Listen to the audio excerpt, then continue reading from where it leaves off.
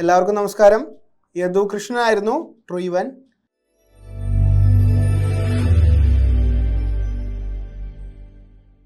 KCB മസ്ദൂർ ക്ലാസ്സുകൾ എല്ലാവരും പഠിച്ചു തുടങ്ങിയെന്ന് വിചാരിക്കണം. നമുക്ക് കഴിഞ്ഞ ദിവസത്തെ കലണ്ടറിൽ നിന്നും പരീക്ഷയുടെ ഡേറ്റ് വന്നിട്ടുണ്ട്. നോക്കൂ, എല്ലാ ജില്ലകളിലും അപ്ലൈ ചെയ്തവർക്കും എന്നാണ് Kerala state electricity board electricity worker date വന്നിരിക്കുന്നത്. ഡേറ്റ് വന്നിരിക്കുന്നത് 30-ാം തീയതിയാണ്. കണ്ടോ, 30 കൺഫർമേഷൻ വന്നു അല്ലേ? അപ്പോൾ എല്ലാവരും എത്രയും വേഗം കൺഫർമേഷൻ കൊടുക്കുക മസ്ദൂറിൻ്റെ. എന്നിട്ട് പഠനം വളരെ വേഗത്തിൽ ആരംഭിക്കാം. അപ്പോൾ 30-ാം തീയതിക്ക് സെപ്റ്റംബർ 30-ന് വന്നിട്ടുള്ള ഒരു കൺഫർമേഷന് നമുക്ക് എന്ത് ചെയ്യാം, ഇന്നു മുതൽ പഠിച്ചു തുടങ്ങാം. നമുക്കതിൻ്റെ KCB തന്നെ ഒഫീഷ്യലി പബ്ലിഷ് ചെയ്ത സിലബസുമായി ബന്ധപ്പെട്ട് ഒന്ന് നോക്കിയാലോ. ഓക്കെ, നമുക്കറിയാം 100 മാർക്കിനാണ് നമ്മളുടെ പരീക്ഷ വരിക. ഓരോ മൊഡ്യൂളിനും 10 മാർക്ക് വീതമുള്ള 10 മൊഡ്യൂളുകളാണ് നമ്മൾ പ്ലാൻ ചെയ്തിട്ടുള്ളത്. 10 മാർക്ക് വീതം വെയിറ്റേജ് ഉള്ള 10 മൊഡ്യൂളുകൾ. ഓക്കെ, 10 മാർക്ക് വീതമുള്ള 10 മൊഡ്യൂളുകളായിട്ടാണ് നമ്മൾ പ്ലാൻ ചെയ്തിട്ടുള്ളത്. ആദ്യത്തെ ഒരു മൊഡ്യൂൾ എന്ന് പറയുന്നത് ബേസിക് ഇലക്ട്രിസിറ്റി. നമുക്കറിയാം, ബേസിക് ഇലക്ട്രിസിറ്റി ചിലപ്പോൾ നമ്മളൊന്നും അങ്ങനെ കൃത്യമായിട്ട് ഇരുന്ന് വായിക്കാനോ ഒന്നും സാധ്യതയില്ലാത്തൊരു ഏരിയയാണ്. പക്ഷേ 10 മാർക്ക് വെയിറ്റേജ് ഉണ്ട്. ലൈക്ക് ഫണ്ടമെൻ്റൽസ് ഓഫ് ഇലക്ട്രിസിറ്റി, ആ ഭാഗത്തു നിന്ന് എന്താ വരിക, ആട്ടത്തിൻ്റെ ഒരു ഘടനയും സ്റ്റാറ്റിക് ഇലക്ട്രിസിറ്റിയും ഡൈനാമിക് ഇലക്ട്രിസിറ്റി, ഫ്ലോ ഓഫ് ഇലക്ട്രോൺസിനെ പറ്റിയിട്ട് പറയുകയും ഓരോന്നിൻ്റെ യൂണിറ്റുകൾ ഏതാണ്, SI യൂണിറ്റുകൾ ഏതാണ്, ഒരു ആട്ടത്തിൻ്റെ ഘടന എങ്ങനെയാണ്, തന്മാത്രയുടെ ഘടന എന്താണ്, ന്യൂട്രോൺ എന്താണ്, പ്രോട്ടോൺ എന്താണ്, അതിൻ്റെ വെയിറ്റ് എന്താണ്, അതുമായി ബന്ധപ്പെട്ട കാര്യങ്ങളൊക്കെ പഠിക്കണം. 2 ഫ്ലക്സ് ആൻഡ് സോൾഡറിങ് ടെക്നിക്സ്. നിങ്ങളുടെ ടെക്സ്റ്റ് ബുക്കിൽ കൃത്യമായിട്ട് പറയുന്ന കുറേ മെൽറ്റിംഗ് പോയിൻറ്റിനെ പറ്റിയും സോൾഡറിനെ പറ്റിയും മറ്റു കാര്യങ്ങളൊക്കെ കൃത്യമായിട്ട് പഠിക്കണം. പിന്നെ പ്രോപ്പർട്ടീസ് ഓഫ് റെസിസ്റ്റൻസിൻ്റെ വൈദ്യുതി കമ്പികളിൽ അല്ലെങ്കിൽ ചാലകത്തിൻ്റെ സ്വഭാവമായ റെസിസ്റ്റൻസിൻ്റെ ഡിഫറെൻറ്റ് ക്യാരക്ടേഴ്സ്, അതായത് ലെങ്ത് കൂടുമ്പോൾ എന്ത് മാറ്റം ഉണ്ടാവുന്നു, അതുപോലെ ക്രോസ് സെക്ഷൻ ഏരിയ കൂടുമ്പോൾ എന്ത് മാറ്റം ഉണ്ടാവുന്നു, അത്തരം കാര്യങ്ങളൊക്കെ നമുക്ക് ഡീറ്റെയിൽ ആയിട്ട് പ്രോപ്പർട്ടി ഓഫ് റെസിസ്റ്റൻസ് എന്നുള്ള ഏരിയയിൽ പഠിക്കാൻ പറ്റും. അടുത്തത് എന്താ വരുന്നത്, conductor bar insulator semi conductor. ഒരു പദാർത്ഥത്തെ പ്രധാനമായും വൈദ്യുതി കടത്തിവിടുന്നവരെ കണ്ടക്ടർ എന്നും കടത്തിവിടാത്തവരെ ഇൻസുലേറ്റർ എന്നും, ഇലക്ട്രോണിക്സ്, ജർമ്മേനിയം പോലത്തെ സെമി കണ്ടക്ടേഴ്സും, പിന്നെ type of wires and cables. Already demo video എല്ലാം യൂട്യൂബിൽ മുന്നേ ചെയ്തിട്ടാണല്ലേ.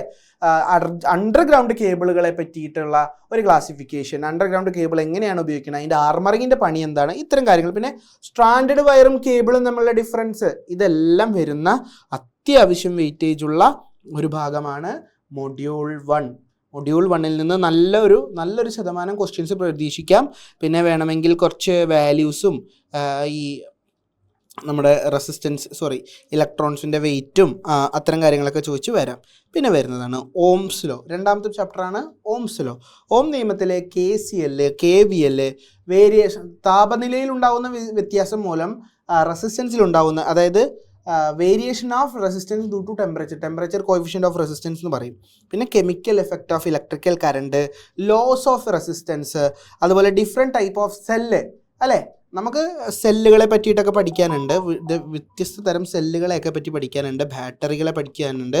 പിന്നെ ബാറ്ററികൾ എങ്ങനെ സീരീസ് പാരലൽ ചെയ്യാം, പാരലൽ ഓപ്പറേഷൻസ്, സീരീസ് എങ്ങനെ കണക്ട് ചെയ്യുമ്പോൾ AHൽ എന്ത് മാറ്റം ഉണ്ടാവും, വോൾട്ടേജിൽ എന്ത് മാറ്റം ഉണ്ടാവും, ഗ്രൂപ്പിംഗ് ഓഫ് സെല്ല്, ഒരു സെല്ലിൽ വരാവുന്ന കെയർ ആൻഡ് മെയിൻ്റനൻസ്.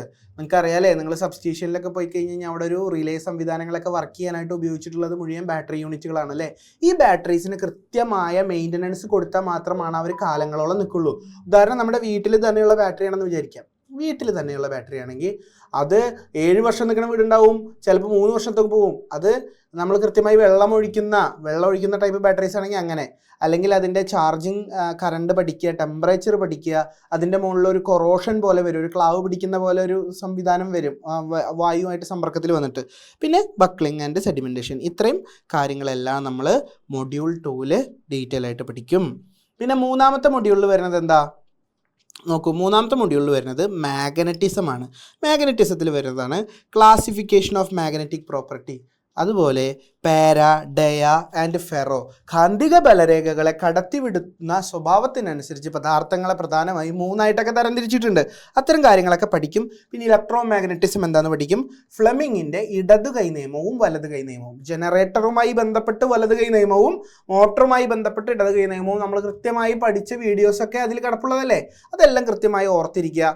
3 വിരലുകൾ പരസ്പരം 90 പിടിക്കുമ്പോൾ ഓരോന്നും ഏത് ദിശയെ സൂചിപ്പിക്കുന്നു, അത്തരം കാര്യങ്ങളെല്ലാം പഠിക്കുക. പിന്നെ MMF, EMF പോലെ തന്നെ മാഗ്നറ്റിക് സർക്യൂട്ടിൽ വരുന്ന MMF, ഫ്ലക്സ് ഡെൻസിറ്റി, സാന്ദ്രത, അതുപോലെ റിലക്റ്റൻസ്. ഇവിടെ തടസ്സമായി റെസിസ്റ്റൻസ് നിൽക്കുമ്പോൾ അവിടെ റിലക്റ്റൻസ് എന്ന് പറയുന്നൊരു ടേംസ്.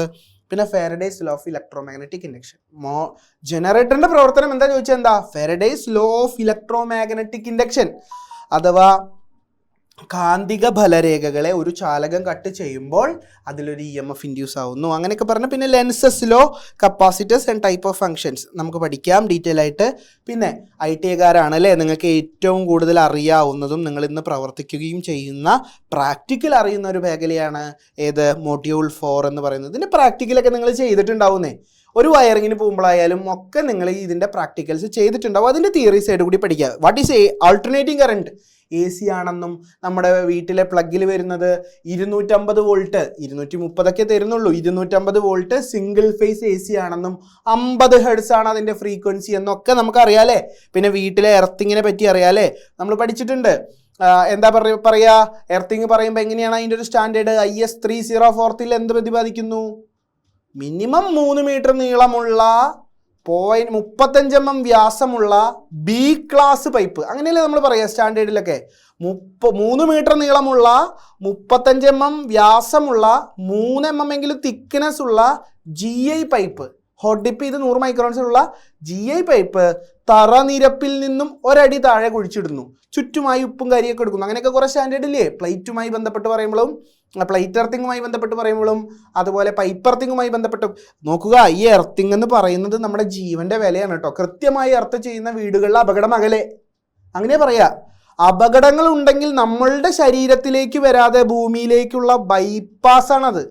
അപ്പോൾ ചിന്തിക്കുക, ഒരു എർത്തിങ് എങ്ങനെ ഡീറ്റെയിൽ ആയിട്ട് ചെയ്യണം. ഒരു മനുഷ്യന്റെ ജീവനെ സഹായിക്കുന്ന ഒരു ഘടകമാണ് അല്ലേ. Like an air bag in the വണ്ടിയിൽ. എന്തിനാ എയർ ബാഗ്? പെട്ടെന്ന് ഒരു അപകടം ഉണ്ടാകുമ്പോൾ എയർ ബാഗ് നമ്മളെ സംരക്ഷിക്കുന്ന പോലെ ഒരു ലീക്കേജ് ഉണ്ടാകുമ്പോൾ നമ്മളുടെ ശരീരത്തിലൂടെ വൈദ്യുതി പോവാതെ എർത്ത് വഴി ഭൂമിയിലേക്ക് ബൈപ്പാസ് ചെയ്ത് ജീവന് രക്ഷ നൽകുന്നു. അതാണ് എർത്തില്ലേ. എർത്തിങ് കൃത്യമായി പഠിക്കേണ്ട ഒരു കാര്യമാണ്. പിന്നെ type of wiring and both domestic and industrial wiring, അതായത് ഇൻഡസ്ട്രിയിൽ ഉപയോഗിക്കുന്ന വ്യത്യസ്ത തരം വയറിംഗ്. ചിലപ്പോൾ ഒരു ഇൻഡസ്ട്രിയിൽ മെറ്റൽ കോണ്ടിക്ട് ഉപയോഗിച്ച് ചെയ്യുന്ന വയറിംഗ് ആയിരിക്കില്ല വീട്ടിൽ ചുമര് പൊളിച്ച് PVC പൈപ്പ് എടുത്ത് ചെയ്യുന്നത്. പണ്ട് കാലത്ത് ഉപയോഗിച്ചിരുന്ന CTS, TRS, cleat, reaper wiring, ഇതെല്ലാം പഠിച്ചു പോകണം, എല്ലാം മനസ്സിലാക്കണം. Okay. Grading of cables and wiring, current rating, testing, installation by megger. ഒരു വൈദ്യുത പ്രതിഷ്ഠാപനം അഥവാ ഒരു വൈദ്യുത വയറിംഗ് ചെയ്ത് കഴിഞ്ഞാൽ ഒരു വീട്ടിലും നിർബന്ധമായും ചെയ്യേണ്ട കുറച്ച് ടെസ്റ്റുകൾ ഉണ്ട് അല്ലേ. Insulation resistance between phase and neutral, insulation resistance between pole and earth അല്ലെങ്കിൽ phase and earth, polarity test അല്ലേ. ഇങ്ങനെ കുറേ ടെസ്റ്റുകൾ നമ്മൾ ഇല്ലേ. Earth resistance test. എന്നിട്ട് നമ്മൾ പറയും ഒരു വീടിൻ്റെ വാല്യൂ 5 ohms താഴെയാണെങ്കിലാണ് എർത്തിങ് നല്ലത്, അല്ലെങ്കിൽ എർത്തിങ് മോശമാണെന്നൊക്കെ പറയും ഇല്ലേ. ഇതെല്ലാം ഒരു വീട്, ഇതിൻ്റെ എല്ലാം പ്രാക്ടിക്കൽ കൂട്ടുകാരെ നിങ്ങൾക്ക് അറിയാം. നിങ്ങളെല്ലാവരും ചെയ്തിട്ടുണ്ടാവും. ITA കഴിഞ്ഞ് ഒരു ഇലക്ട്രീഷ്യൻ ചേട്ടൻ്റെ കൂടെ പണിക്ക് പോവുകയോ അല്ലെങ്കിൽ സ്വന്തമായി ഇലക്ട്രിക്കൽ ചെയ്യുകയാണെങ്കിൽ ഇതെല്ലാം നിങ്ങൾ കണ്ടിട്ടുണ്ടാവും, എല്ലാം ചെയ്തിട്ടുണ്ടാവും. മനസ്സിലാക്കേണ്ടത് എന്തിനാണ്, എങ്ങനെയാണ് ഇത്ര കാര്യങ്ങൾ പഠിക്കണ്ടു. സോ മൊഡ്യൂൾ 4 അടുത്തത് DC മെഷീൻസ്. വളരെ ഡീറ്റെയിൽ ആയിട്ടുള്ള ക്ലാസ്സുകൾ നമ്മൾ പോയിട്ടുള്ളതാണ് അല്ലേ. DC ജനറേറ്റർ, അതിൻ്റെ EMF equation 5Zn P/60 × P/A. അതിൽ P എന്ന് പറയുന്ന A എന്ന് പറയുമ്പോൾ number of parallel path, lap വൈൻഡിങ്ങിനൊന്ന്, വേവ് വൈൻഡിങ്ങിനൊന്ന് ഇല്ലേ. അറിയാലേ പഠിച്ചിട്ടുണ്ട്. DC ജനറേറ്ററിന്റെ വർക്കിംഗ് പ്രിൻസിപ്പിൾ എന്താണെന്നും അതിൻ്റെ ക്രിട്ടിക്കൽ സ്പീഡ് എന്താണെന്നും ക്രിട്ടിക്കൽ റെസിസ്റ്റൻസ് എന്താണെന്നും ഫീൽഡ് വൈൻഡിങ് എന്താണെന്നും ആർമേച്ചർ വൈൻഡിങ് എന്താണ് ബ്രഷ് എന്നും എങ്ങനെയാണ് വോൾട്ടേജ് ഡെവലപ്പ് ചെയ്യുന്നത്, അക്കോർഡിംഗ് ടു ദ കണക്ഷൻ എങ്ങനെയെല്ലാം തരം തിരിച്ചിരിക്കുന്നത് എല്ലാം പഠിച്ചിട്ടുള്ളതാണ്. അതുപോലെ തന്നെയാണ് മോട്ടറും. പിന്നെ കുറച്ച് സ്റ്റാർട്ടറുകൾ, 3 point starter, 4 point starter. DC മോട്ടറിനെ സ്റ്റാർട്ട് ചെയ്യുമ്പോൾ സ്പീഡ് കൺട്രോൾ മെത്തേഡ്സ് ഒക്കെ നമ്മൾ പഠിക്കണം. അപ്പോൾ DC മെഷീനിൽ നിന്നും തരക്കേടില്ലാത്തൊരു 10 മാർക്കും കൂടി കിട്ടുന്നു. അതേപോലെ തന്നെ വെയിറ്റേജ് ഉള്ള ആളാണ് AC മോട്ടർ. DC മോട്ടർ പഠിച്ചാൽ AC മോട്ടർ പഠിക്കണം. സിംഗിൾ ഫേസ് മോട്ടറുകൾ, 3 phase മോട്ടറുകൾ. 3 phase മോട്ടറുകളിൽ തന്നെ 3 phase മോട്ടറുകളിൽ തന്നെ നമുക്കറിയാം സ്ക്വിറൽ ഗേജ് ഇൻഡക്ഷൻ മോട്ടർ, പിന്നെ റോട്ടറിൽ വൈൻഡിങ് ഉള്ള ടൈപ്പ്, അഥവാ സ്ലിപ്പ് റിങ് ഇൻഡക്ഷൻ മോട്ടോഴ്സ്. അതുപോലെ സിംഗിൾ ഫേസിൽ നോക്കുമ്പോൾ capacitor start, permanent capacitor, split capacitor, capacitor start, capacitor run, fractional HP motors, shaded pole motors, series motor, universal motor, ഇതെല്ലാം പഠിക്കാനുണ്ട് അല്ലേ? ഇതെല്ലാം മനസ്സിലാക്കണം. അതിൻ്റെ കൺസെപ്റ്റ് എങ്ങനെയാണ്, ഓരോന്നിൻ്റെ ഘടന എങ്ങനെയാണ്, എന്തുകൊണ്ടായിരിക്കും അതിൻ്റെ പർപ്പസ്, അതിൻ്റെ സ്പീഡിൽ എങ്ങനെ കാറ്റഗറൈസ് ചെയ്ത് വരും. ഇനി അത് മാത്രം പോരാ, 3 ഫേസ് മോട്ടോറുകളെല്ലാം തന്നെ സ്റ്റാർട്ട് ചെയ്യണമെങ്കിൽ സ്റ്റാർട്ടർ വേണം അല്ലേ? നാളെ ഒരു ലൈൻമാനായി ഒരു ഇൻഡസ്ട്രിയിൽ കണക്ഷൻ കൊടുക്കാൻ ചെല്ലുകയാണ്. ഒരു ഇൻഡസ്ട്രിയിൽ കണക്ഷൻ ചെല്ലും, ഒരു പൊടിമില്ല്, ഈ ധാന്യങ്ങളൊക്കെ പൊടിക്കുന്ന ഒരു പൊടിമില്ലിന് പോകുമ്പോൾ അവിടെ ഒരു വലിയ 3 ഫേസിൻ്റെ മോട്ടർ ഒക്കെ ഉണ്ടാവും, അതിൻ്റെ സ്റ്റാർട്ടർ. അതെല്ലാം ഇൻസ്റ്റാൾ ചെയ്തിരിക്കുന്നത് കറക്റ്റാണോ എന്ന് നമ്മൾ അറിയണ്ടേ, നമ്മൾ പരിശോധിക്കേണ്ടല്ലോ, നമ്മുടെ വൈദ്യുതിയല്ലേ അവിടെ ചെല്ലുന്നത്. അപ്പോൾ മോട്ടോർ എങ്ങനെ പ്രവർത്തിക്കുന്നു, DOL സ്റ്റാർട്ടർ എന്ത് ചെയ്യുന്നു, സ്റ്റാർട്ടിംഗ് കറണ്ടിനെ എങ്ങനെ റെഡ്യൂസ് ചെയ്യുന്നു, അല്ലെങ്കിൽ ഇത്രയും സ്റ്റാർട്ടിംഗ് കറണ്ട് എല്ലാം കൂടി നമ്മുടെ ട്രാൻസ്ഫോമറിൽ ചെന്ന് കഴിഞ്ഞാൽ അതിന് താങ്ങാൻ പറ്റുമോ? സ്റ്റാർട്ടിംഗ് കറണ്ട് എലിമിനേറ്റ് ചെയ്യണം. അപ്പോൾ സ്റ്റാർട്ടിംഗ് കറണ്ട് എങ്ങനെ കുറയ്ക്കുന്നു, എന്താണ് സ്റ്റാർട്ടിംഗ് കറണ്ട്, എങ്ങനെയാണ് സ്റ്റാർട്ടിംഗ് കറണ്ട് കുറയുന്നത്, സ്റ്റാറിലിട്ട് പിടിക്കുമ്പോൾ എങ്ങനെ ഉണ്ടാകുന്നു, ഡെൽറ്റയിലേക്ക് മാറുമ്പോൾ എന്ത് സംഭവിക്കുന്നു. അതുപോലെ വേരിയബിൾ ഫ്രീക്വൻസി ഡ്രൈവ് എന്ന് പറഞ്ഞ പുതിയ ക്വാളിറ്റി സ്റ്റാർട്ടറുകളൊക്കെ വന്നിട്ടുണ്ട്. അപ്പോൾ അതെല്ലാം പഠിക്കണം. പിന്നെ ഫേസ് സീക്വൻസ് എന്താണ്, AC മോട്ടോർ പാനൽ വയറിംഗ്, ITയുടെ സിലബസിൽ പറയുന്ന ഡീറ്റെയിൽസ് എല്ലാം നമുക്ക് പ്രാക്ടിക്കലിനോട് ചേർന്നുകൊണ്ട് തിയറി പഠിക്കാം. അടുത്തൊരു പോയിന്റാണ് ഇൻസ്ട്രുമെൻറ്റ്സ് ആൻഡ് ട്രാൻസ്ഫോമേഴ്സ്. അതിൽ വരുന്നതാണ് measuring instruments like ammeter, voltmeter, wattmeter, frequency meter. അതിൽ തന്നെ DC-യിലുള്ളത് AC-യിലുള്ളത് രണ്ടിൽ ഉപയോഗിക്കാവുന്ന MC, MI മീറ്റേഴ്സ് പലതുണ്ട്. അതിൽ തന്നെ മെഷീൻസിനെ നോക്കുമ്പോൾ ഇൻഡിക്കേറ്റിംഗ്, ഇൻ്റഗ്രേറ്റിംഗ്, റെക്കോർഡിംഗ് എന്നൊക്കെ പറഞ്ഞ് ക്ലാസിഫൈ ചെയ്ത് ആ ഓരോ മെഷീനിലും അതിൻ്റെ കൺട്രോളിംഗ് ടോർക്കും, ഡിഫ്ലക്ഷൻ ടോർക്കും, ഡാമ്പിംഗ് ടോർക്കും, എന്ത് തരം ഡാമ്പിംഗ് ആണ് കൊടുത്തിരിക്കുന്നത്. ചില മീറ്ററുകൾ പറയും മീറ്റർ ഇങ്ങനെ വെച്ച് കഴിഞ്ഞാൽ റീഡിങ് തെറ്റാണ് മോനെ, മീറ്റർ ഇങ്ങനെ വെച്ച് കഴിഞ്ഞാൽ തെറ്റാണ്, ഗ്രാവിറ്റി കിട്ടുന്ന രീതിയിൽ വേണം വെക്കാൻ. എന്തുകൊണ്ടാണ് അങ്ങനെ പറയുന്നത്? ചിലപ്പോൾ അവിടെ ഗ്രാവിറ്റി കൺട്രോളാണ് കൊടുത്തിട്ടുണ്ടാവുക ഡാമ്പിംഗ് ആയിട്ട്. അപ്പോൾ ഇങ്ങനെ പിടിച്ച് തിരിച്ചു കഴിഞ്ഞാൽ നടക്കുമോ? ഇല്ല. അപ്പോൾ ഗ്രാവിറ്റി കറക്റ്റായിട്ട് നിൽക്കുമ്പോഴാണ് ടോർക്കിൻ്റെ ഡിഫ്ലക്ഷൻ കറക്റ്റായിട്ട് വരുള്ളൂ. അപ്പോൾ അതൊക്കെ ഡീറ്റെയിൽ ആയിട്ട് പഠിക്കാം. Then what is transformer? ഒരു ലൈൻമാനായിട്ട് കയറി കഴിഞ്ഞ് കഴിഞ്ഞാൽ അദ്ദേഹത്തിൻ്റെ സുഹൃത്തു പോലെ നിത്യജീവിതത്തിൽ നമ്മുടെ ഒരു കൂട്ടാളി, എങ്ങനെ നമ്മുടെ കൂടെ ഒരു ഓഫീസിൽ ഒരു IT കമ്പനിയിൽ ഒരാൾ ചെന്ന് അവൻ കമ്പ്യൂട്ടറിനോട് എത്ര സ്നേഹം കാണിക്കുന്നോ അതുപോലെയാണ് ഒരു ലൈൻമാൻ്റെ ട്രാൻസ്ഫോമർ. ലൈൻമാൻ്റെ പണി എന്ന് പറഞ്ഞാൽ അവിടെ ഇരിക്കുന്ന ആ ട്രാൻസ്ഫോമറിനെ നല്ല കുട്ടിയായി ഒരുക്കി നടക്കുക. അവനെ ഓയിലുണ്ടോ എന്ന് നോക്കുക, അവൻ ഓയിൽ കൃത്യമായിട്ടല്ലേ നോക്കുക, അതിലുപയോഗിച്ചിരിക്കുന്ന ഓയിൽ നല്ലതല്ലേ നോക്കുക, അതിൻ്റെ ബുഷുകൾ തുടച്ച് വൃത്തിയാക്കുക, ഓവർലോഡ് ആവുന്നുണ്ടോ നോക്കുക, അതിൻ്റെ എർത്തിങ് പരിപാലിച്ചിട്ടുണ്ടോ നോക്കുക. ഒരു പോൾ മൗണ്ടഡ് സബ്സ്റ്റേഷനിലാണ് അതിരിക്കണമെങ്കിൽ അതിൻ്റെ LA നല്ലതല്ലേ, DO ഫ്യൂസ് കറക്റ്റായിട്ടല്ലേ ഇരിക്കണേ, AB സ്വിച്ചിൻ്റെ ബ്ലേഡുകൾ 3 കൃത്യമായിട്ടല്ലേ ഇരിക്കണേ, ലൈറ്റിംഗ് റസ്റ്റർ ഒന്നും പോയിട്ടില്ലല്ലോ, അതിൻ്റെ യാർഡിനൊന്നും കംപ്ലൈൻറ്റ് ഇല്ലല്ലോ, 100 kVയുടെ ട്രാൻസ്ഫോമറിൽ 100 kV തന്നെയല്ലേ ഉള്ളൂ, അതിൻ്റെ LT ഫ്യൂസുകളെല്ലാം നല്ല രീതിയിലല്ലേ ഇരിക്കുന്നത്, വൈകുന്നേരങ്ങളിൽ ഓവർലോഡ് ആവുന്നുണ്ടോ, ടെമ്പറേച്ചർ കൂടുന്നുണ്ടോ, അതിൻ്റെ സിലിക്കാ ജെല്ല് നല്ലതല്ലേ, അതിൻ്റെ ബ്രീത്തർ നല്ലതല്ലേ അല്ലേ, ബ്രീത്തർ പോയാൽ അതിൽ വെള്ളം കയറി ഓയിൽ നശിച്ച് ട്രാൻസ്ഫോമർ മെയിൻ്റെനൻസ് ആക്കേണ്ടി വരും. റേഡിയേറ്റർ കറക്റ്റായിട്ടല്ലേ പ്രവർത്തിക്കുന്നത്. ഡിസ്ട്രിബ്യൂഷൻ, ട്രാൻസ്ഫോമറിൻ്റെ പരിപാലനം മുഴുവൻ ഒരു ഡിസ്ട്രിബ്യൂഷൻ കിട്ടുന്ന ലൈൻമാന് വരും. അതുകൊണ്ട് അതിനെപ്പറ്റി അറിയണം, അവൻ്റെ ഓരോ സ്വഭാവത്തെ പറ്റി അറിയണം, അതിൻ്റെ ഓരോ ഭാഗങ്ങളെ പറ്റി അറിയണം. ഓയിൽ ലെവൽ ഇൻഡിക്കേറ്റർ അറിയണ്ടേ, എന്നാലല്ലേ ഓയിൽ.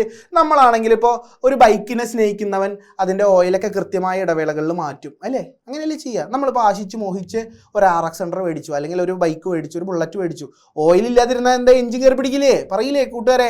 അതുപോലെ നമ്മുടെ ട്രാൻസ്ഫോമറിനുണ്ട് ഇതുപോലത്തെ മെയിൻ്റെനൻസ്. നമ്മളാണെങ്കിലും ഇല്ലേ ഇതുപോലെ മെയിൻ്റെനൻസ്, നമ്മളിടയ്ക്ക് ബ്ലഡ് കൊടുത്ത് ഷുഗർ ഉണ്ടോ പ്രഷർ ഉണ്ടോ എന്നൊക്കെ പരിശോധിക്കില്ലേ. അതുപോലെ ട്രാൻസ്ഫോമറിൻ്റെ ഓയിലിനെ ഒരു സാമ്പിളിൽ എടുത്ത് കൊണ്ടുപോയി അതിൻ്റെ ഡയലക്ട്രിക് സ്ട്രെങ്ത് ഒക്കെ പഠിക്കണം. അങ്ങനത്തെ കാര്യങ്ങളുണ്ട്. അപ്പോൾ ട്രാൻസ്ഫോമർ എന്താണെന്നും ട്രാൻസ്ഫോമർ എങ്ങനെ വർക്ക് ചെയ്യണമെന്നും ട്രാൻസ്ഫോമറിൻ്റെ പാരലൽ ഓപ്പറേഷൻ എന്താണെന്നും അതിൻ്റെ കൂളിംഗ്, ഓയിലാണ് മുക്കി വെച്ചിരിക്കണേ. ട്രാൻസ്ഫോമർ തണുക്കണ്ടേ, വൈകുന്നേരം 6 മണിയാകുമ്പോൾ എല്ലാവരും ജോലി കഴിഞ്ഞ് വന്ന് വീട്ടിലെ ഫാൻ ഇടുന്നു, AC ഇടുന്നു, ഇൻഡക്ഷൻ കുക്കർ ഇടുന്നു, എല്ലാം ഒരുമിച്ച് ഉപയോഗിക്കുമ്പോൾ വൈദ്യുതി ഇങ്ങനെ ഒഴുകി വരിക. ഈ വൈദ്യുതിനെ കൺവെർട്ട് ചെയ്ത് വിടുക പാവം ട്രാൻസ്ഫോമർ. അതാണ് വൈകുന്നേരം അവനിങ്ങനെ ശബ്ദം ഉണ്ടാക്കിക്കൊണ്ടിരിക്കണേ, എന്ന് പറഞ്ഞ സൗണ്ട് ഉണ്ടാക്കിക്കൊണ്ടിരിക്കും. എന്താ, അതിലെ കോറുകൾ ഇങ്ങനെ വൈബ്രേറ്റ് ചെയ്തിട്ടാണ് ആ സൗണ്ട് വരുന്നത്. പഴയ ആശമാരൊക്കെ പറയും ട്രാൻസ്ഫോമർ കരയണം നോക്കി. സത്യമാണ്, ലോഡാവുകയാണ്. അതിൻ്റെ 90-95% ലോഡാവുമ്പോൾ ഇത് ചൂടാവും. ജൂൾ നിയമം പഠിച്ചിട്ടുണ്ടല്ലേ, I²R. വൈദ്യുതിയുടെ വർഗത്തിനും അതിലെ പ്രതിരോധത്തിനും തുല്യമായിരിക്കും. ഹീറ്റ് ഉണ്ടാവില്ലേ, ഹീറ്റ് ഉണ്ടായി അത് ഉരുകിപ്പോയാലോ. ഈ ഹീറ്റിനെ പ്രോപ്പറായിട്ട് തണുപ്പിക്കണം, എന്നാൽ മാത്രമേ ട്രാൻസ്ഫോമർ തണുക്കുള്ളൂ. നമ്മൾ തന്നെ ഒരു പണി കഴിഞ്ഞ് വന്ന് നമുക്കിതിരി ഫാനിൻ്റെ ചുവട്ടിൽ കിട്ടുമ്പോൾ എന്ത് സുഖം ഉണ്ടാവും. അതുപോലെ ഈ പണിയെടുക്കുന്ന 24 മണിക്കൂർ × 7 തടസ്സരഹിതമായി പണിയെടുക്കുക. ഓഫ് ചെയ്ത് വെക്കുന്നുണ്ടോ? ഒരു ട്രാൻസ്ഫോമർ വൺസ് ഇൻസ്റ്റാൾ ചെയ്ത് കഴിഞ്ഞ് കഴിഞ്ഞാൽ അതിൻ്റെ ആയുസ് ഒടുങ്ങുന്ന വരെ പണിയെടുത്തുകൊണ്ടിരിക്കുക ട്രാൻസ്ഫോമർ അല്ലേ? അപ്പോൾ ട്രാൻസ്ഫോമറിൻ്റെ വർക്കിംഗ് എന്താണ്? EMF ഇക്വേഷൻ എന്താണ്? Parallel operation, protection devices. ഞാൻ നേരത്തെ പറഞ്ഞ DO ഫ്യൂസ്, ബുച്ചോൾസറിയിലെ പല ഉണ്ട്. വലുതാവുന്നതിനനുസരിച്ച് ട്രാൻസ്ഫോമറിൻ്റെ പ്രൊട്ടക്ഷൻസും കൂട്ടിക്കൊണ്ടിരിക്കും. അടുത്തതാണ് ഇലുമിനേഷനും ലോസ് ഓഫ് ഇലുമിനേഷനും. ഓൾറെഡി വീഡിയോസൊക്കെ ഡെമോ നിങ്ങൾ കണ്ടാണ്. വ്യത്യസ്ത തരം ബൾബുകൾ ഏതാണ്, ഡൊമസ്റ്റിക് അപ്ലയൻസസ് ഏതാണ്, സെമി കണ്ടക്ടേഴ്സിൻ്റെ ഭാഗമല്ല അതിലാണ് വരുന്നത്. പിന്നെ വരുന്നു classification of diode, rectifier, transistor. എന്താ റെക്ടിഫയർ? AC-യിൽ നിന്നും DC-യിലേക്ക് കൺവേർട്ട് ചെയ്യണമെങ്കിൽ റെക്ടിഫയർ, DC-യിൽ നിന്ന് AC-യിലേക്ക് പോകുമ്പോൾ ഇൻവെർട്ടർ. അപ്പോൾ semi conductor, P type, N type, അങ്ങനെ കുറേ കാര്യങ്ങൾ ഇതിൽ പഠിക്കാനുണ്ട്. പിന്നെ ഏറ്റവും അവസാനത്തെ 2 മൊഡ്യൂൾ ഒട്ടും ചെറുതല്ല, എന്നാൽ അത്യാവശ്യം വെയിറ്റേജ് ഉള്ള 10 മാർക്കുള്ള point. Generation sources of energy. എങ്ങനെയാണ് നമുക്ക് വൈദ്യുതി കിട്ടുന്നത്? ഡാമിൽ നിന്നാണ് വൈദ്യുതി കിട്ടണമെന്ന് പറയുന്നു. എങ്ങനെയാണ് ഡാമിൽ നിന്ന്? വെള്ളം കെട്ടി സംഭരിച്ച് വെച്ചിട്ട് ആ വെള്ളത്തെ പെൻസ്റ്റോക്ക് പൈപ്പ് വഴി ഒഴുക്കി വിട്ട് അതിലെ സ്ഥിതികോർജ്ജത്തെ എന്താ പറയുക, സ്റ്റാറ്റിക് എനർജിയെ കൈനറ്റിക് എനർജിയാക്കി മാറ്റി. കൈനറ്റിക് എനർജിയെ ടർബൈനിലേക്ക് അടിച്ച ടർബൈൻ കറക്കി കപ്പിൾ ചെയ്തിരിക്കുന്ന ജനറേറ്റർ അഥവാ ഓൾട്ടർനേറ്ററിന് തിരിച്ച് അവിടെ നിന്ന് വൈദ്യുതി ഉൽപ്പാദിപ്പിച്ചിട്ടാണ് നമുക്ക് തരുന്നത്. അതിനെ പ്രൊട്ടക്ട് ചെയ്യാൻ സർജ് ടാങ്ക്, മറ്റു കാര്യങ്ങളൊക്കെ ഉണ്ട്. അതൊക്കെ ഡീറ്റെയിൽ ആയിട്ട് പഠിക്കാം. അതൊരു വൈദ്യുത ടൈപ്പ് ഓഫ് ജനറേറ്റർ ആയിട്ടുള്ളൂ. ഇനി പലതരമുണ്ട്. താപവൈദ്യുത നിലയം, ജലവൈദ്യുത നിലയം, കാറ്റാടി വൈദ്യുത നിലയം. ഇനി ഇംഗ്ലീഷിൽ പറയുകയാണെങ്കിൽ hydro electric power plant, thermal power plant, nuclear power plant, solar power plant, tidal power plant. Clear ആവുന്നുണ്ടോ? നമുക്ക് തന്നെ KCBക്ക് ഉണ്ട്. ഡീസൽ കത്തിച്ചിട്ട് ഉൽപ്പാദിപ്പിക്കുന്നുണ്ട്. എവിടെ? കോഴിക്കോട് നല്ലളത്ത് ഡീസൽ പവർ പ്ലാന്റ് ഉണ്ട്. കൂടംകുളത്ത് ആണവ നിലയമുണ്ട്. കായംകുളത്ത് NTPCയുടെ നാഫ്ത പവേർഡ് ആയിട്ടുള്ള സ്ഥലമുണ്ട്. അപ്പോൾ തെർമൽ പവർ പ്ലാന്റുകളുണ്ട്. ഇടുക്കിയിലും പള്ളിവാസലിലും അതുപോലെ നമുക്ക് ഇഷ്ടം പോലെ ജലവൈദ്യുത നിലയങ്ങളുണ്ട്. ഇപ്പോൾ KCB പ്രൊമോട്ട് ചെയ്തുകൊണ്ടിരിക്കുന്നത് എന്താ? സോളാർ മാത്രമാണോ? SHEP കൂടി പ്രൊമോട്ട് ചെയ്യുന്നത് എന്താ? Small hydro electric power plants, small hydro വൈദ്യുത നിലയങ്ങൾ, ചെറുകിട ജലവൈദ്യുത നിലയങ്ങൾ അത് പ്രോത്സാഹിപ്പിക്കുന്നുണ്ട്. പീച്ചിയിലുണ്ട്, തൃശ്ശൂർ. അപ്പോൾ എവിടെ നിന്നൊക്കെ നമുക്കൊരു വൈദ്യുതി ഉൽപ്പാദിപ്പിക്കാൻ പറ്റുമോ അതെല്ലാം ചെയ്യുന്നുണ്ട്. ഇവിടെയൊക്കെ ചിലപ്പോൾ നിങ്ങൾക്ക് പോസ്റ്റിംഗ് വരാം ലൈൻമാനായിട്ട്. ഡിസ്ട്രിബ്യൂഷൻ സെക്ഷനിൽ മാത്രമല്ല വരിക, ജനറേഷനിൽ വരാം, ട്രാൻസ്മിഷനിൽ വരാം, ഡിസ്ട്രിബ്യൂഷനിലും വരാം. മെജോറിറ്റി ഇരിക്കുന്നത് ഡിസ്ട്രിബ്യൂഷനിലാണെങ്കിലും ഇതെല്ലാം നിങ്ങൾക്ക് അറിഞ്ഞിരിക്കേണ്ട കാര്യങ്ങളല്ലേ? Various type of power generation. പിന്നെ സോളാർ. ഇന്നിപ്പോൾ ഒരു സെക്ഷൻ ഓഫീസിൽ ഒരു ട്രാൻസ്ഫോമർ നോക്കിയാൽ ഒരു ട്രാൻസ്ഫോമറിന് ഏകദേശം 90%, 81% വരെ അവർ ഫീസിബിലിറ്റി കൊടുക്കുക. ആ 81% ഇപ്പോൾ ഫുൾ ഫില്ല. അതായത് ഒരു ട്രാൻസ്ഫോമറിൻ്റെ അണ്ടറിൽ ഉച്ച സമയത്ത് നോക്കുകയാണെങ്കിൽ ഏകദേശം ഒരു 10-60% വൈദ്യുതി ഇങ്ങോട്ടാണ്, ഓപ്പോസിറ്റ് ഡയറക്ഷനിലാണ്. എല്ലാ വീട്ടിലും സോളാറാണ്. അപ്പോൾ സോളാർ എങ്ങനെയാണെന്നും സോളാറിൻ്റെ ഡീറ്റെയിൽസ് എല്ലാം നമുക്ക് അറിഞ്ഞിരിക്കണം, എങ്ങനെയാണ് കണക്ട് ചെയ്യണമെന്നൊക്കെ. Then last but not the least, നല്ല വെയിറ്റേജ് ഉള്ള ഒരു ടോപ്പിക് തന്നെയാണ് ട്രാൻസ്മിഷൻ ആൻഡ് ഡിസ്ട്രിബ്യൂഷൻ. ട്രാൻസ്മിഷൻ എന്ന് പറഞ്ഞാൽ എന്താ? വലിയ ടവറിലൂടെ ഈ വൈദ്യുതി ലൈൻസ് വരും. അതിൻ്റെ ഡിസ്കുകൾ എണ്ണിയാൽ മതി, അതിലൂടെ എത്ര വോൾട്ടേജാണ് പോകണമെന്ന് അറിയാം. എന്തുകൊണ്ടാണ് ഇത്ര വോൾട്ടേജ് ഉയർത്തി ഇങ്ങോട്ട് പമ്പ് ചെയ്യണത്? ചെറിയ വോൾട്ടേജിൽ അയക്കുന്ന സമയത്ത് കറണ്ട് കൂടുതലായിരിക്കും. കറണ്ട് കൂടുതലായിരിക്കുമ്പോൾ പ്രസരണ നഷ്ടം അഥവാ ട്രാൻസ്മിഷൻ ലോസ് ഉണ്ടാവും. ട്രാൻസ്മിഷൻ ലോസിനെ എലിമിനേറ്റ് ചെയ്യാൻ വേണ്ടിയിട്ട് കറണ്ട് കുറയ്ക്കണം, I കുറയ്ക്കണം. അപ്പോൾ V കൂട്ടും. അങ്ങനെയാണ് നമ്മൾ 220 വോൾട്ടിലൊക്കെ ചെയ്യണത്. നമ്മുടെ തൃശ്ശൂർ മാടക്കത്തറയിൽ നോക്കുകയാണെങ്കിൽ 400 kV-യിലാണ് കേട്ടോ പമ്പ് ചെയ്യണത്. 400 kV-യിൽ ട്രാൻസ്മിഷനാണ് വരുന്നത്. ഡിസ്ട്രിബ്യൂഷൻ എന്താ? ഞാൻ പറഞ്ഞു, നമ്മുടെ അവസാന ട്രാൻസ്ഫോമർ മുതൽ അല്ലെങ്കിൽ സബ്സ്റ്റേഷനിൽ നിന്നും ഒരു പ്രൈമറി ഡിസ്ട്രിബ്യൂഷനും പിന്നെ ട്രാൻസ്ഫോമറിൽ നിന്നും നമ്മളുടെ അവസാന പോസ്റ്റ് വഴി മീറ്റർ വരെ എത്തുന്ന ഭാഗത്താണ് ഡിസ്ട്രിബ്യൂഷൻ. ഈ മേഖലയിൽ എന്തൊക്കെയുണ്ട്? പോളുകളുണ്ട്, ക്രോസ് ആമുകളുണ്ട്, ഈ പോസ്റ്റിനെ സ്റ്റേ കെട്ടിയിട്ടുണ്ട്, ഷാക്കിൾ ഇൻസുലേറ്റർ ഉണ്ട്, പിൻ ഇൻസുലേറ്റർ ഉണ്ട്, ACSR കണ്ടക്ടറുകളുണ്ട്, സ്പേസറുകളുണ്ട് അല്ലേ? ഈ പോസ്റ്റ് കുഴിച്ചിടുന്നതിനൊരളവുണ്ട്, സ്റ്റേ കെട്ടുന്നതിനൊരളവുണ്ട്, ഉപയോഗിക്കുന്ന കമ്പികൾക്ക് വേറെ വേറെ പേരുകളുണ്ട്. സ്ക്യൂരല്, റാബിറ്റ്, റാക്കൂണ്, വീസല്, ഇങ്ങനെയൊക്കെ പറയില്ലേ? അപ്പം ഡിസ്ട്രിബ്യൂഷൻ എന്നൊരു വാക്ക് അവിടെ കണ്ടാലും അത് വലിയൊരു ടോപ്പിക്കാണ്. പവർ ഡിസ്ട്രിബ്യൂഷൻ ഉപയോഗിക്കുന്ന മരത്തിൻ്റെ പോസ്റ്റുകൾ തൊട്ട് തുടങ്ങാം. മരത്തിൻ്റെ പോസ്റ്റുകൾ ഉണ്ടായിരുന്നു, കോൺക്രീറ്റിൻ്റെ പോസ്റ്റുകളുണ്ട്, അതിൽ തന്നെ RCCയും വരുന്നുണ്ട്, PSCയും വരുന്നുണ്ട്, സ്റ്റീലിൻ്റെ പോസ്റ്റുകൾ വരുന്നുണ്ട്, അതിൽ റെയിൽ വരുന്നുണ്ട്, ട്യൂബുലാർ വരുന്നുണ്ട് അല്ലേ? ക്രോസാമുകൾ വരുന്നുണ്ട്, V ക്രോസാം, F ക്രോസാം, HTയിൽ വരുന്നത്. എന്താണ് HT? 11 kV ഉണ്ട്, 33 kV ഉണ്ട് അല്ലേ? ഉപയോഗിക്കുന്ന പിൻ ഇൻസുലേറ്ററുകൾ, ഡിസ്ക് ഇൻസുലേറ്ററുകൾ ഇപ്പം എല്ലാം മാറി. FRP, fibre reinforced polymer. പഴയ പോർസലിനൊക്കെ കളഞ്ഞു, ഇപ്പം പോളിമറാണ് ഉപയോഗിച്ചുകൊണ്ടിരിക്കണേ ഇൻസുലേറ്ററായിട്ട് അല്ലേ? ഡിഫറെൻറ്റ് ടൈപ്പ് ഓഫ് കണ്ടക്ടേഴ്സ്. ഇപ്പോൾ ABC കേബിളുകൾ ഉപയോഗിക്കുന്നുണ്ട്, ഏരിയൽ ബഞ്ച്ഡ് കേബിൾസ് നമ്മൾ ഉപയോഗിച്ചുകൊണ്ടിരിക്കുന്നുണ്ട്. പഴയ ACSRും AACയും, all aluminium conductor, steel reinforced, ഇതെല്ലാം മാറ്റിക്കൊണ്ടിരിക്കുക അല്ലേ. KCB എത്രയോ മാറിയിരിക്കുന്നു. അപ്പോൾ ആ മാറ്റത്തിൻ്റെ ചിറകിലേറി പറക്കാൻ നിങ്ങൾക്കും പറ്റണമെന്നേ, നിങ്ങളും അതിൻ്റെ കൂട്ടത്തിൽ ഉണ്ടാവണം. അതിന് നിങ്ങളിതെല്ലാം പഠിക്കണം. കേരള സംസ്ഥാന വൈദ്യുതി ബോർഡിൽ ഒരു ജീവനക്കാരനായിട്ട് ജോലി കയറണം. എന്താ പറയുക, ചില കുട്ടികളൊക്കെ പറയുന്നത് I love KSEB എന്നൊക്കെ പറയില്ലേ, അതുപോലെ ആ വിഭാഗത്തെ സ്വതന്ത്രമായി പണിയെടുക്കുന്ന കേരള സംസ്ഥാനത്തിൻ്റെ ഏറ്റവും ജനഹിതത്തോടൊപ്പം അല്ലെങ്കിൽ ജനങ്ങൾക്ക് വേണ്ടി സേവനം ചെയ്യുന്ന മെഡിക്കൽ പോലെ, വെള്ളം പോലെ അല്ലേ, ഭക്ഷണം പോലെ ഒരു അത്യന്താപേക്ഷികമായ ഘടകമായി മാറിയിരിക്കുകയാണ് വൈദ്യുതി. ആ വൈദ്യുതി തടസ്സരഹിതമായി നൽകുന്ന ഒരു വിഭാഗത്തിൽ ജോലി എടുക്കാൻ അഭിമാനം കൊള്ളണമെന്നേ. അഭിമാനത്തോടെ പറയണം ഞാൻ KSEBയിലേക്കാണ് പ്രിപ്പയർ ചെയ്യുന്നത് എന്ന്. ഓക്കെ, പിന്നെ വരുന്നത് comparison of DC transmission and AC transmission. AC-യിൽ HVDC ട്രാൻസ്മിഷൻ ഒക്കെ ഉണ്ട് കേട്ടോ. ഇൻട്രസ്റ്റീറ്റ് ഫീഡറുകളൊക്കെ മറ്റു സംസ്ഥാനത്തിൽ നിന്നും വൈദ്യുതി എത്തിക്കാൻ വേണ്ടി നമ്മൾ DC ഒക്കെ ഉപയോഗിക്കുന്നുണ്ട്. കാരണം എന്താ, DC-യിൽ ചില ലോസുകളൊന്നും ഇല്ല അല്ലേ. DC-യുടെ സ്വഭാവം വേറെ, AC-യുടെ സ്വഭാവം വേറെ. അപ്പം നമുക്ക് എന്താ, ഒരു സ്ഥലത്ത് നിന്ന് ഇങ്ങോട്ട് കൊടുത്തു വിടുന്ന സ്ഥലത്ത് നഷ്ടം ഉണ്ടാവരുതെന്നേ. നഷ്ടം ഉണ്ടായ എന്താ കാര്യം, വളരെ ദൂരത്തുനിന്ന് വൈദ്യുതി മേടിക്കുമ്പോൾ വരണ വഴിയിലൊക്കെ നഷ്ടം ഉണ്ടെങ്കിൽ ആ നഷ്ടം കുറയ്ക്കുന്നതിൻ്റെ ഭാഗമായി HVDC-നെ പ്രൊമോട്ട് ചെയ്യുക. ലൈക്ക് അതിന് ഡ്രോബാക്സും ഉണ്ട്, കാരണം സ്വിച്ച് ഗിയറൊക്കെ എക്സ്പെൻസീവ് ആവും, ശരിയാണ്. നമ്പർ ഓഫ് കണ്ടക്ടേഴ്സ് കുറയ്ക്കാം, കുറേ ലോസസ് ഉണ്ട്, സ്കിൻ എഫക്റ്റ്, അതുപോലെ കൊറോണ, അങ്ങനത്തെ കുറേ എഫക്റ്റ്, അതെല്ലാം ഡീറ്റെയിൽ ആയിട്ട് നമുക്ക് പഠിക്കാം. ഈ ഒരു വാക്ക് കാണുമ്പോൾ നിങ്ങൾ വിചാരിക്കും ചെറിയ ടോപ്പിക് അല്ലേന്ന്. ഒരിക്കലും ചെറിയ ടോപ്പിക് അല്ല കേട്ടോ കൂട്ടുകാരെ, നല്ലോണം പഠിക്കാനുള്ള ഒരു ടോപ്പിക്കാണ്. ക്ലിയർ അല്ലേ? അപ്പോൾ ഇത്തരത്തിൽ ഓരോ വിഷയങ്ങളും കൃത്യമായി ഹാൻഡിൽ ചെയ്ത് അതിനുവേണ്ട പ്രീവിയസ് ഇയർ ക്വസ്റ്റ്യൻ പേപ്പേഴ്സ് തന്ന് മോക്ക് ടെസ്റ്റുകൾ നടത്തി നിങ്ങളെ പഠിപ്പിച്ച് വീണ്ടും റിവൈസ് ചെയ്ത് പഠിപ്പിച്ച് ഒരു ഓഗസ്റ്റ് 30 ആകുമ്പോഴേക്കും ഫുൾ കൺസെപ്റ്റ് കഴിയുക.